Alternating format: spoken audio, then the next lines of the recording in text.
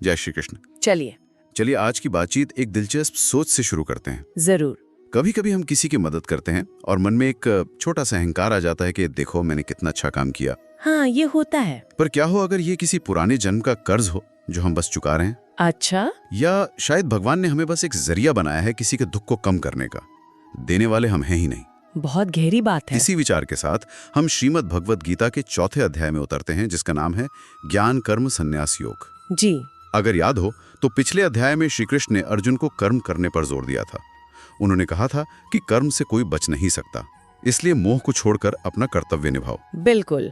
पर आज का अध्याय एक बहुत बड़ा सवाल खड़ा करता है कि क्या ज्ञान कर्म का विकल्प है या उसे करने का सही तरीका। सही।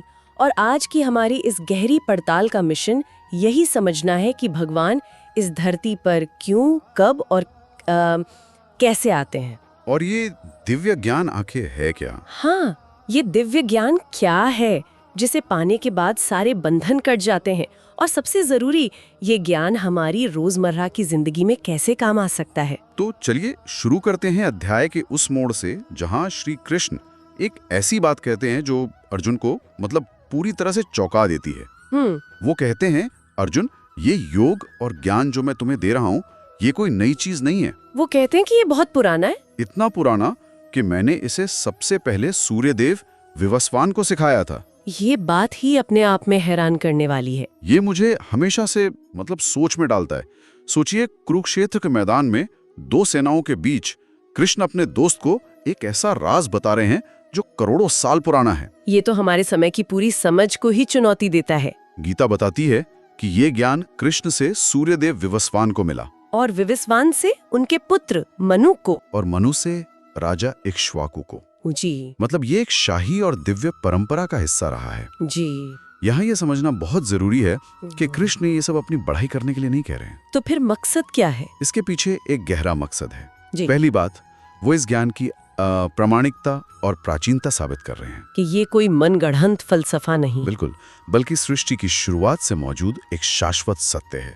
और दूसरी, शायद ज्यादा जरूरी बात, वो ये भी बता रहे हैं कि समय के साथ लोग इस महान ज्ञान को भूल गए, परंपरा कमजोर पड़ गई। हाँ, और अब वो इसे फिर से स्थापित करने के लिए अर्जुन को एक माध्यम बना रहे हैं। और ठीक इसी पॉइंट पर अर्जुन वो सवाल पूछते हैं जो शायद हम में से कोई भी पूछता। स्वाभाविक है। वो कहते हैं, केशव, आपका जन्म तो अभी कुछ साल पहले हुआ है और सूर्यदेव तो सृष्टि के आरंभ से हैं। तो मैं ये कैसे मान लूं?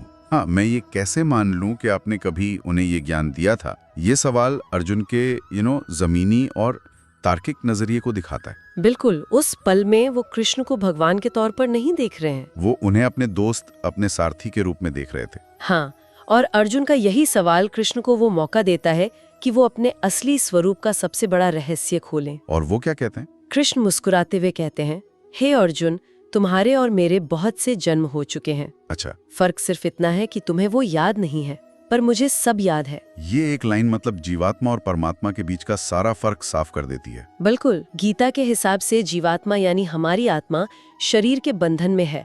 हमारी शक्ति, हमारा ज्ञान सब सीमित है। हम प्रकृति के नियमों के अधीन हैं। सही। और जन्म मृत्यु के इस चक्कर में हमारी यादाश्त हर बार मिट जाती है। हमें अपने पिछले जन्म याद नहीं रहते। और परमात्मा? वहीं दूसरी तरफ परमात्मा यानी भगवान इन सब सीमाओं से परे हैं।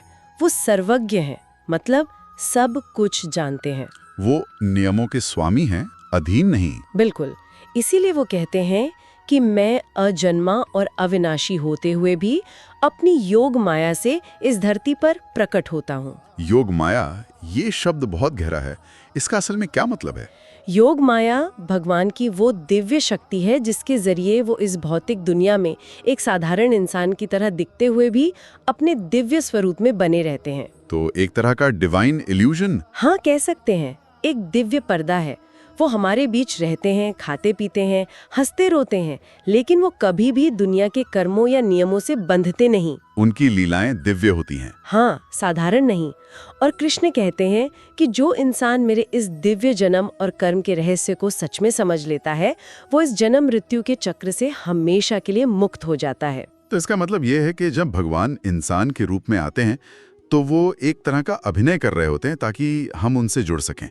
अभिनय शायद सही शब्द ना हो, क्योंकि उसमें बनावट का भाव है। तो फिर क्या कहें? इसे लीला कहना बेहतर है। ये एक दिव्य खेल है जिसका मकसद हमें अपनी तरफ खींचना और धर्म का मार्ग दिखाना है। अच्छा। वो पूरी ईमानदारी से उस भूमिका को निभाते हैं, लेकिन उसके असर से हमेशा अछूते रहते हैं। जैसे कोई एक्टर नाटक खत्म होने के बाद अपने किरदार को मंच पर ही छोड़ आता है। ये समझ में आता है, पर अब वो बड़ा सवाल आता है, भगवान को ये सब करने की जरूरत ही क्यों पड़ती है? वो धरती पर आते ही क्यों हैं? और यहीं पर गीता का शायद सबसे मशहूर श्लोक आता है, यदा यदा हि धर्मस्य ग्लानिर्भवति भारता अभ्युत्थानम अधर्मस्य तदात्मानं सृजाम्यहम्। जब जब धर्म की हानि होती है और अधर्म बढ़ता है, तब तब मैं खुद को प्रकट करता हूँ। जी, यहाँ धर्म का मतलब सिर्फ पूजा पाठ तो नहीं है ना? नहीं, बिल्कुल नहीं। इसका मतलब है नैतिकता, सदाचार और वो सारे मानवीय मूल्य जो समाज को जोड़े रखते हैं। अच्छा, तो गीता में इसके कारण भी बताए गए हैं? हाँ, 3 साफ कारण बताए गए हैं। पहला, परित्राणाय साधूनाम, यानी सज्जनों और भक्तों की रक्षा के लिए। बिल्कुल। दूसरा, विनाशाय च दुष्कृताम, दुष्टों और अधर्मियों का विनाश करने के लिए। और तीसरा, धर्म संस्थापनार्थाय, मतलब धर्म को फिर से स्थापित करने के लिए, ताकि समाज में न्याय, सत्य और करुणा का राज हो। आपने बिल्कुल सही पकड़ा। ये तो सिर्फ पौराणिक कहानियों की बात नहीं लगती। इतिहास में भी जब कोई सामाजिक व्यवस्था बहुत भ्रष्ट हो जाती है तो कोई ना कोई कोई क्रांतिकारी विचार या व्यक्ति आता है जो उसे उखाड़ फेंकता है। तो क्या ये उसी पैटर्न का एक दिव्य संस्करण है? बहुत अच्छी बात कही आपने। ये बिल्कुल वही पैटर्न है, बस एक ब्रह्मांडीय स्तर पर। जब नैतिक मूल्यों का पतन अपनी चरम सीमा पर पहुंच जाता है, तब एक डिवाइन इंटरवेंशन की जरूरत पड़ती है, संतुलन बनाने के लिए। बिल्कुल, हाँ, ताकि संतुलन फिर से कायम हो सके। और कृष्ण यहाँ एक और खूबसूरत बात कहते हैं। क्या? जिस भाव से लोग मेरी शरण में आते हैं, मैं भी उसी भाव से उन्हें मिलता हूँ। वाह। इसका मतलब है कि भगवान के साथ हमारा रिश्ता बहुत निजी है। वो किसी के लिए सखा हैं, किसी के लिए गुरु, किसी के लिए संतान। आप उन्हें जिस रूप में पूजेंगे, वो उसी रूप में आपके पास आएंगे। भगवान के अवतार की ये बातें तो बहुत बड़ी और भव्य हैं, लेकिन मेरे जैसे एक आम इंसान के लिए इसका क्या मतलब है? हम इस ज्ञान को अपने रोजमर्रा के कामों में, अपनी नौकरी में, अपने परिवार में कैसे उतार सकते हैं? और यहीं पर गीता जमीन पर उतरती है। कृष्ण दिव्य से मानवीय स्तर पर आते हैं। वो कहते हैं कि उन्होंने गुणों और कर्मों के आधार पर 4 वर्णों की रचना की। जी। पर इसके तुरंत बाद वो एक चौंकाने वाली बात कहते हैं, तस्य कर्तारम अपि मां विद्य अकर्तारम व्ययम। इसका क्या अर्थ हुआ? उसका कर्ता होते हुए भी मुझे तू अकर्ता ही जान। ये बात समझना थोड़ा मुश्किल है। कोई कुछ बनाए भी और फिर ये भी कहे कि मैंने नहीं किया। क्या इसका मतलब ये है कि कर्म का अहंकार ही असली बंधन है, कर्म नहीं? बिल्कुल सही। यही इस अध्याय का सार है। कृष्ण कह रहे हैं, मैंने ये पूरी व्यवस्था बनाई, पर मुझे इसका कोई अहंकार नहीं है। मैं इसके फल से नहीं जुड़ता, इसलिए मैं अकर्ता हूँ। और यही आदर्श वो इंसान के लिए रख रहे हैं। हाँ, कर्म करो, अपना बेस्ट दो, लेकिन ये मत सोचो कि मैं कर रहा हूँ।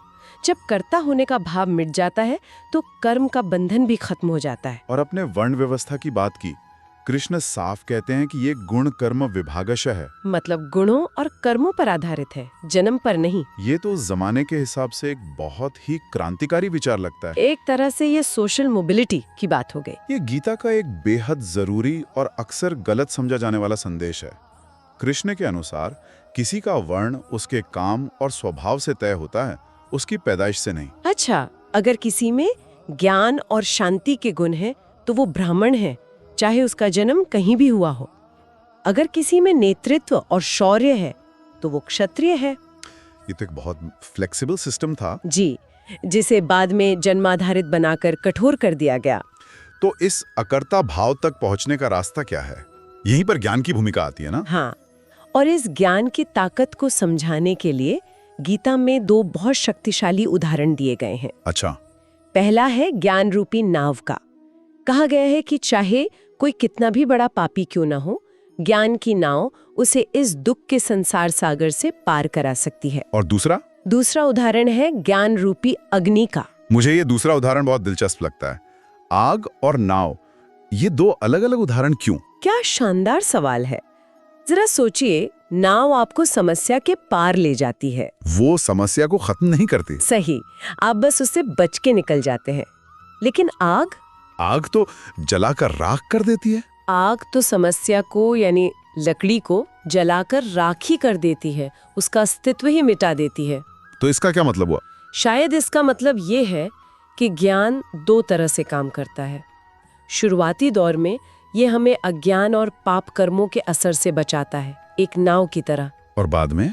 लेकिन जब वही ज्ञान गहरा होता है, जब आत्म साक्षात्कार होता है, तो वो हमारे अंदर के सारे अज्ञान, सारे संशयों को जड़ से जलाकर भस्म कर देता है, एक आग की तरह। फिर कुछ बाकी नहीं बचता। वाह, ये तो कमाल का नजरिया है।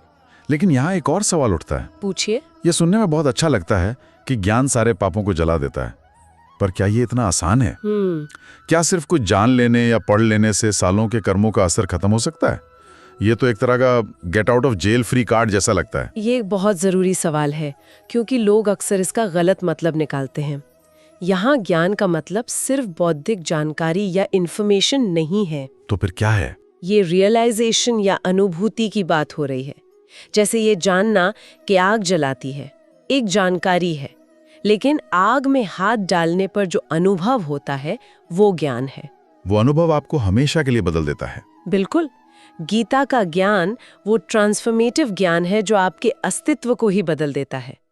जब आपको ये बोध हो जाता है कि आप ये शरीर नहीं बल्कि अविनाशी आत्मा है, तो पुराने कर्मों की पकड़ अपने आप ढीली पड़ जाती है। क्योंकि वो कर्म शरीर और मन के स्तर पर किए गए थे, आत्मा के स्तर पर नहीं। सही। तो ये कोई आसान शॉर्टकट नहीं है, ये चेतना का सबसे गहरा रूपांतरण है। ठीक है, तो ये ज्ञान इतना शक्तिशाली है, पर ये मिलेगा कहाँ से? क्या किताबें पढ़कर? गीता इस पर बिल्कुल साफ है। ये ज्ञान सिर्फ पढ़ने से नहीं मिलता, इसके लिए एक सच्चे आध्यात्मिक गुरु की जरूरत होती है। तद्विद्धि प्रणिपातेन परिप्रश्नेन सेवया। जी, यानी उस ज्ञान को एक तत्वदर्शी गुरु के पास जाकर समझो। कैसे? विनम्रता से उन्हें प्रणाम करके, सही सवाल पूछकर और उनकी सेवा करके। लेकिन आज के जमाने में एक सच्चा गुरु कैसे मिलेगा? इंटरनेट पर तो हर कोई गुरु बना बैठा है, ये तो बहुत मुश्किल लगता है। मुश्किल है, लेकिन नामुमकिन नहीं।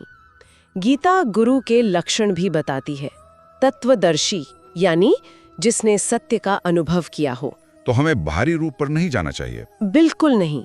हमें देखना चाहिए कि क्या उनकी बातों में गहराई है, क्या वो जो कहते हैं वैसा ही जीते भी हैं, और सबसे बढ़कर क्या उनकी संगत में हमारे मन के संदेह शांत होते हैं और हमें एक बेहतर इंसान बनने की प्रेरणा मिलती है। हाँ, और शिष्य का भाव भी जरूरी है। विनम्रता, सच्ची जिज्ञासा और सेवा का भाव। कहते हैं कि जब एक सच्चा शिष्य तैयार होता है तो गुरु कहीं ना कहीं से मिल ही जाता है। तो अब हम अध्याय के अंत में आते हैं। कृष्ण ने ज्ञान की महिमा बताई, उसे पाने का रास्ता बताया, और अब वो अर्जुन को एक आखिरी शक्तिशाली निर्देश देते हैं। हाँ, और ये इस अध्याय का क्लाइमैक्स है। सारी फिलॉसफी के बाद अब एक्शन का समय है। वो क्या कहते हैं? कृष्ण कहते हैं, तस्माद अज्ञान संभूतम हृत्स्थम ज्ञानासिनात्मनः चित्वेनम संशयम योगमातिष्ठोत्तिष्ठ भारत। क्या शक्तिशाली छवि है। ज्ञान की तलवार से अपने हृदय में बैठे अज्ञान से पैदा हुए इस संदेह को काट डालो। और हे भारत, योग में स्थिर होकर युद्ध के लिए खड़े हो जाओ। ये ज्ञान की तलवार आज के जमाने में क्रिटिकल थिंकिंग जैसी लगती है। बिल्कुल। ये हमें फेक न्यूज, समाज की दी हुई गलत धारणाओं और अपने ही मन के बनाए हुए डर को काटने में मदद करती है। बेहतरीन एनालॉजी। ये वही है, ये ज्ञान की वो क्षमता है जो सही और गलत, सच और झूठ के बीच फर्क करना सिखाती है। और सबसे जरूरी बात पर ध्यान दीजिए, इस परम ज्ञान को पाने का नतीजा कर्म से भागना नहीं है, बल्कि और भी ज्यादा दृढ़ता से अपना कर्म करना है। हाँ, सही समझ के साथ। कृष्ण ने अर्जुन को ये सब इसलिए नहीं बताया कि वो हथियार डालकर जंगल चले जाएं। उन्होंने ये सब इसलिए बताया ताकि वो सारे संदेहों को मिटाकर पूरे निश्चय के साथ अपना कर्तव्य निभाए, युद्ध करे। और यहीं हमारे शुरुआती सवाल का जवाब मिलता है। ज्ञान कर्म का विकल्प नहीं, बल्कि कर्म को सही ढंग से करने की शक्ति और दृष्टि है। तो इस पूरी बातचीत को अगर समेटें तो दिव्य ज्ञान शाश्वत है, ये कृष्ण से पहले भी था। जी। भगवान धर्म की रक्षा के लिए धरती पर आते हैं, और एक सच्चे गुरु से मिला ज्ञान हमारे जीवन को बदल सकता है, हमारे सारे डरों और संदेहों को मिटा सकता है, और हमें कर्म करने के लिए तैयार करता है, कर्म से भगाने के लिए नहीं। और अंत में श्रोताओं के लिए एक विचार छोड़ते हैं। गीता में कहा गया है कि ज्ञान अज्ञान को वैसे ही जला देता है जैसे आग लकड़ी को। तो जरा सोचिए, हमारे अपने जीवन में अज्ञान की वो कौन सी लकड़ी है, कोई डर, कोई गलत धारणा, कोई पुरानी आदत, जिसे ये ज्ञान जला सकता है। और इसी विचार के साथ हम आज की बातचीत समाप्त करते हैं। इसका केंद्रीय संदेश यही है कि ज्ञान को धारण करके अपने मन के संदेहों को काटकर अपने कर्तव्य का पालन करना ही जीवन का सच्चा मार्ग है। जय श्री कृष्ण।